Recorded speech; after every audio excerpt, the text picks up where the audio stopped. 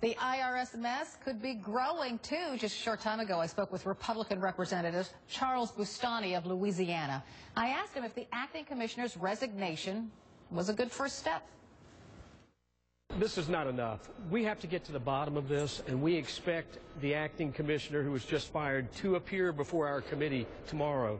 It's important that he appear and come forward truthfully, openly, and give us the real answers to the extent that he knows, because up until now, the IRS has been very evasive, very elusive, and not very forthcoming with regard to the information they provided. And in fact, they've been misleading.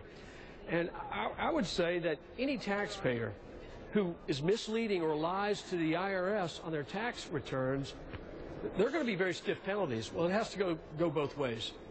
You said there's a culture of rot at the IRS. The House Speaker yesterday says someone ought to go to jail for this. Do you agree? Well, I think we have to find out where federal law was broken.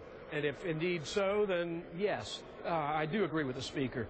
But we have to walk through this and find out what exactly happened. I think there's a combination of very poor management from the top and oversight by the IRS of workers who are doing this work in the tax-exempt sector. And at the same time, we have to understand, why were they misleading? Why did they not answer questions that we were posing over the last 2 years when they indeed knew what was going on? Congress was trying to provide oversight and to make sure that things were being done appropriately, and we were not getting the information that we needed.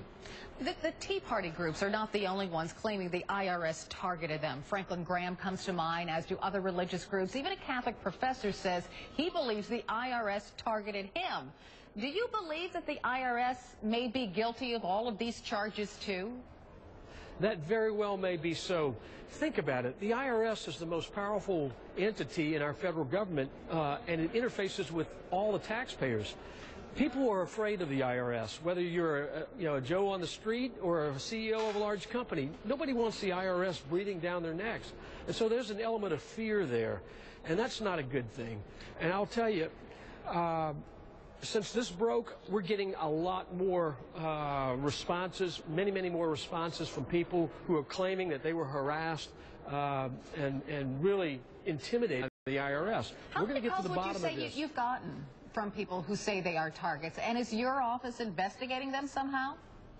Well, we're getting a lot of written statements today, or actually yesterday. I got a number of them. I have other members of Congress approaching me and handing me letters of complaint by their constituents. This is something that is deep. It's pervasive. I think there is a cultural rot at the IRS, and if you think about it, the IRS has come to us repeatedly wanting more and more resources, and yet you've had this mismanagement and this abuse. We're going to put a stop to that, and we're going to clean up this mess.